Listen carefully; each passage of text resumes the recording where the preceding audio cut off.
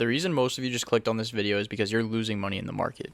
I can confidently say that this bad habit affects about 90% of beginner traders. How many times have you had the talk with a friend or family member where you tell them about your ambition to learn how to trade and they say, "Isn't trading just like gambling at a casino?" As annoying as that is to hear over and over and over, they aren't completely wrong. Trading and gambling both involve risk and choice, specifically the risk of capital with hopes of future profit. There is, however, a negative expected return to gamblers when they walk into a casino, expecting to lose all of their money, while investing in the stock market and trading typically carry a positive expected return over the long run. Now let's get right into trading with a gambler's mentality. Many new traders view their participation in financial markets in the same way as a trip to Las Vegas, hoping for quick gains and big percentages. Many of these people haven't learned basic trading strategies and techniques because they are oblivious to the nature of risk. This is because the media and peers have programmed new traders to look at securities as betting sheets and the broader market as a sporting event in which anyone can win as long as they root for the right side.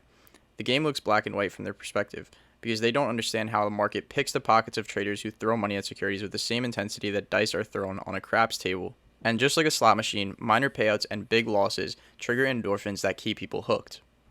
This is just the tip of the iceberg when it comes to psychological concepts in trading. Besides the casino mentality that affect traders' ability to keep their portfolios green, anchoring, loss aversion, and revenge trading can also hold them back.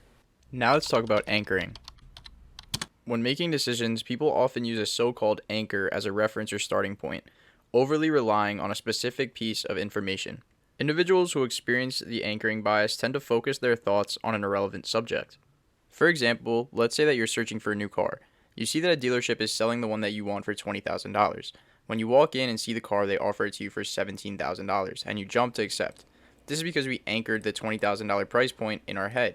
We later found out that the dealership in town just sold the same model for $15,000. You're likely to feel some sort of negative emotions as you just overpaid for a vehicle based on an irrelevant focal point that you anchored in your head. Traders tend to anchor to the price at which they bought the security.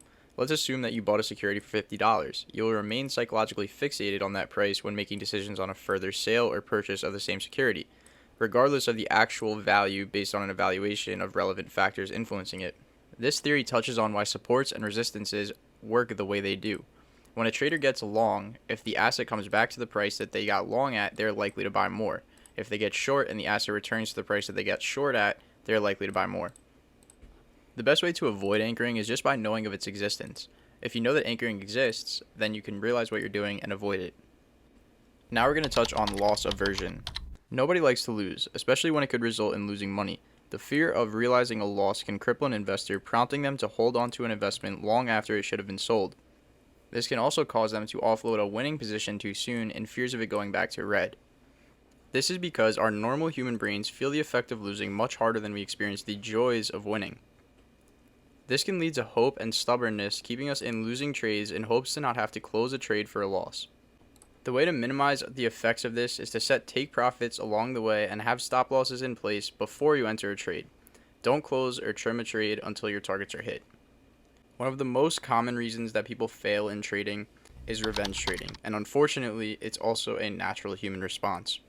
Revenge trading is an emotional response to a losing trade or series of losing trades.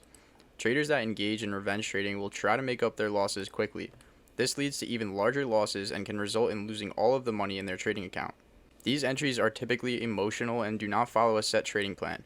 Many different emotions can cause this, such as greed, fear, anger, and boredom. You can avoid this by doing a quick mental evaluation on yourself before entering a trade and asking yourself, why am I looking to get in this? And finally, chasing or FOMO. FOMO stands for fear of missing out. This typically happens when the market hasn't set up for you all day and you are bored or emotional. You see a breakdown happen and rush to get in short, usually slapping the ask. If you aren't in before the breakdown, your risk to reward is shot. Before you enter a trade, ask yourself what your risk to reward is. If you can't figure out what your risk to reward is, then you shouldn't be entering the trade.